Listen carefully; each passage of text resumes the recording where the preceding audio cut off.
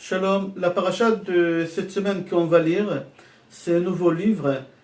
C'est le troisième livre parmi les 5 livres Bereshit, Shemot, Vaikra.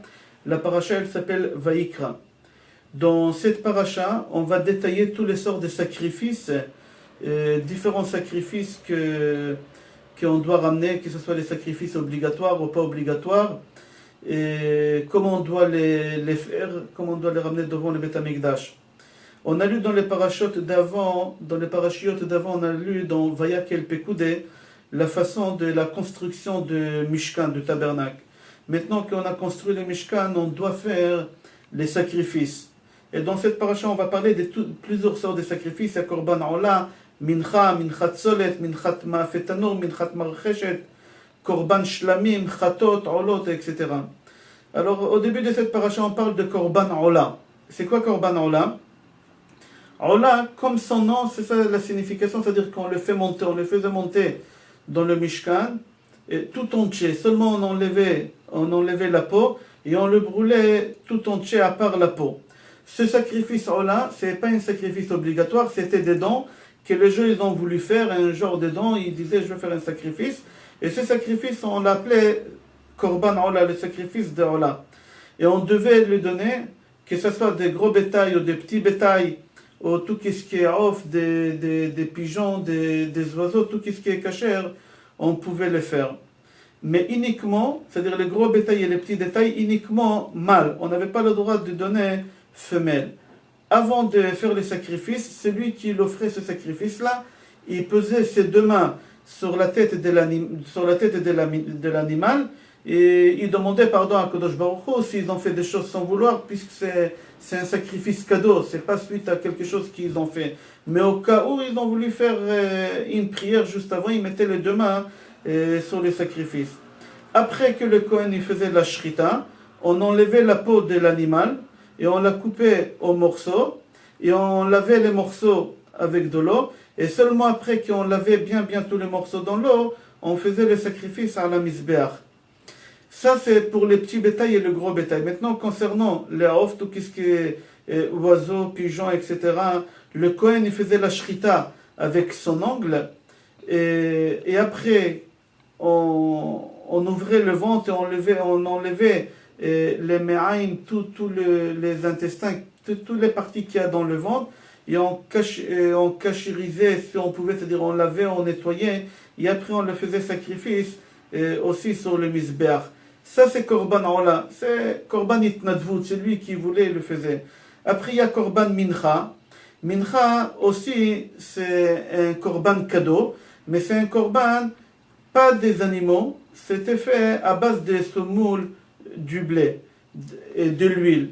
C'est-à-dire on prenait de l'huile et de la semoule et on mélangeait, on faisait un sort de pâte, mais on faisait très attention que la pâte ne reste pas trop longtemps, et on pouvait la mélanger uniquement avec du miel. On n'avait pas le droit, avec de l'huile, on n'avait pas le droit de la mélanger avec des jus de fruits, toutes sortes de jus de fruits pour la faire soi-disant meilleure. Et seulement après, on faisait sacrifice, cette pâte qu'on faisait avec la semoule de blé, on la faisait sur le misbéach et on rajoutait du sel. Il y a plusieurs sortes de minchot. Ça c'est mincha simple. Il y a mincha solet, c'est-à-dire qu'elle est à base de l'huile, de la semoule. Comme on a expliqué que le Kohen il prenait cette semoule, il la mélangeait, et à partir du moment qu'il créait cette pâte-là, il la mélangeait avec de l'huile et le faisait sur la misbéach avec levona. Ça s'appelle minchat solet, c'est la semoule. Après, il y a minchat ma'afetanur, c'est-à-dire quoi? Qu'on la faisait un genre de gâteau. On fabriquait cette semoule toujours sur la même base qu'on a expliqué, mais on la faisait cuire dans un four, comme genre des gâteaux individuels. Après, il y a minchat machvat, c'est-à-dire c'est toujours la même semoule, mais on la faisait frire dans une poêle avec de l'huile. Et après, il y a minchat marcheshet, c'est-à-dire c'est aussi avec de l'huile, mais c'est de l'huile profonde, c'est-à-dire qu'on prenait une marmite très profonde et on remplissait de l'huile, et au moment que l'huile commençait à bouillir, on jetait dedans cette pâte-là, et après on récupérait cette pâte-là et on la coupait en morceaux, et le Kohen prenait un de ces morceaux-là, et il faisait le sacrifice sur le misbéach, et le reste, il partageait ses gâteaux parmi les Kohanim. Ça, c'est les mincha, minchat solet, minchat ma'afet tanur et minchat marcheshet. À part ça, il y a minchat bikurim. Minchat bikurim, on le ramenait à base d'orge, d'accord, qu'ils étaient clouim, qu'ils étaient grillés. Et on mettait après sur ça de l'huile et c'était la même base que le minchat solet qu'on a expliqué tout à l'heure. Alors on a parlé des korban là, on a parlé des mincha, maintenant on va parler des korban shlamim.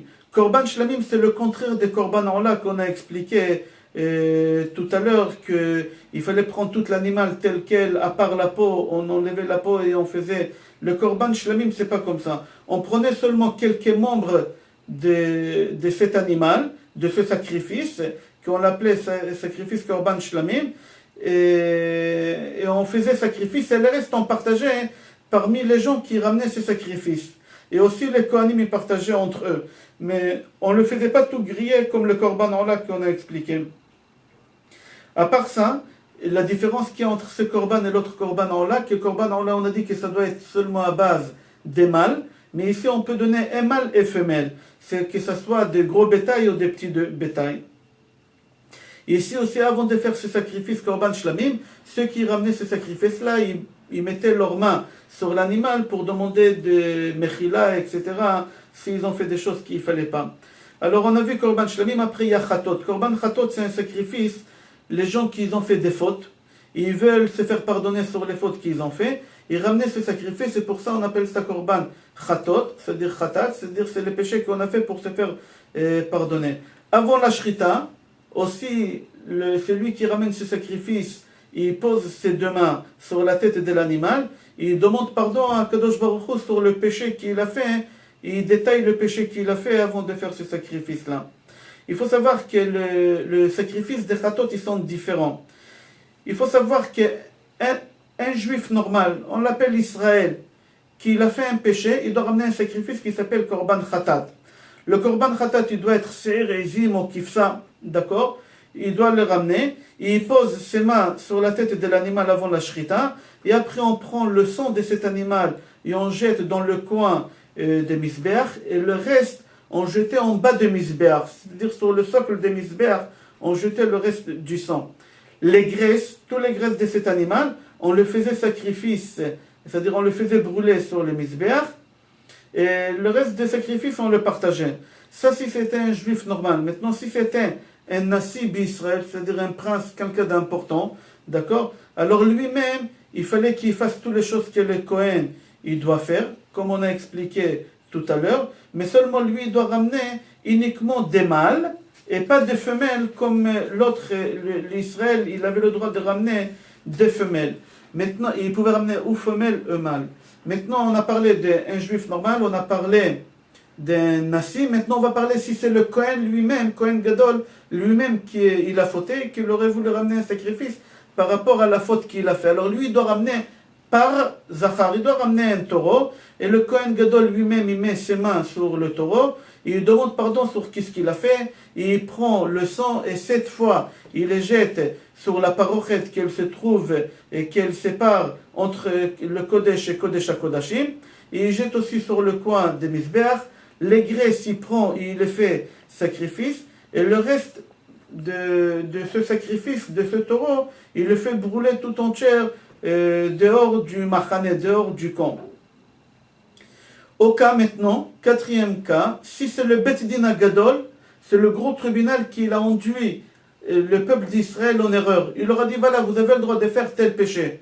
Pour X raison, on avait le droit. Il a enduit le peuple en erreur. Alors lui-même, il doit ramener tous ces parties de Bet Din, de gros tribunal, il doit ramener un sacrifice, la même chose que le Kohen Gadol, et le Ziknei Ha'eda, les sages de la communauté, ils doivent ramener par Ben Bakar, ils mettent leurs mains comme le Kohen tout à l'heure, et après le Kohen Gadol, il fait le sacrifice comme on a expliqué tout à l'heure concernant le sacrifice que lui il ramenait. Après il y a Korban Oleh Veyored. Korban Oleh Veyored, ça dépend aussi des personnes et ça dépend de la situation financière de celui qui fait le péché.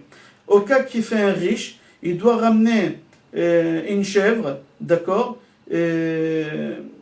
Si c'est un pauvre, alors il peut ramener un pigeon ou 2 tourtereaux, d'accord? Et si c'est quelqu'un qui est vraiment pauvre, que la situation ne lui permet même pas de ramener ça, alors il peut ramener comme sacrifice des choses qu'il a la possibilité de ramener. Par exemple, la semoule, etc. Tous les sacrifices qu'on vient de citer, c'est par rapport au péché que l'homme il a fait. Que l'homme il a fait, il doit le ramener. Maintenant, si quelqu'un, on lui a demandé de témoigner, il n'a pas voulu témoigner, et suite à ça, on s'est rendu compte qu'on a eu des pertes parce qu'il n'a pas voulu témoigner. Il aurait pu témoigner, mais il n'a pas voulu. Alors lui aussi, il doit ramener un sacrifice parce qu'il a fait une erreur. Après, il y a Hachamot, c'est un autre genre de sacrifice. C'est un sacrifice sur un péché qu'on l'appelait Hacham. C'est-à-dire quoi Hacham? Si quelqu'un il n'a pas fait attention au bien qui est Kadosh, qui appartenait à la synagogue, qui appartenait au Beth Amikdash, etc., alors il doit ramener Aïl Zachar, et à part ça, il doit rembourser la perte qu'il a fait, et il a une amende de 20% sur la valeur de la perte qu'il a fait. Ça s'appelle Hacham Me'ila. Maintenant, si quelqu'un il a fait un péché, mais ce péché-là, il a un doute, il ne sait pas s'il a fait le péché oui ou non, et c'est un péché que normalement il est chayav, car par exemple il a mangé des graisses que normalement un juif il n'a pas le droit de manger, alors il ramène un sacrifice qui s'appelle Hacham Taloui. La fin de la paracha elle finit, si quelqu'un il a volé de son ami un bien, d'accord, il doit rembourser le bien en rajoutant 20% sur le bien. Et à part ça, il doit ramener un korban qui s'appelle Hacham, sur le péché qu'il a fait. Maintenant, c'est quoi voler? Il y a deux sortes de volets. Il y a quelqu'un qui vole en plein jour, c'est-à-dire un braquage, ou il y a quelqu'un qui a trouvé un trouvaille de son ami, qui sait que ça lui appartient, mais il ne le rend pas, il la garde. Ça s'appelle qui l'a volé. Alors il faut ramener les sacrifices sur ça, ça s'appelle Hacham Gezelot. Et la paracha, elle finit comme ça. Je vous souhaite Shabbat Shalom, Bracha Ve'atzlacha et Kol Tov.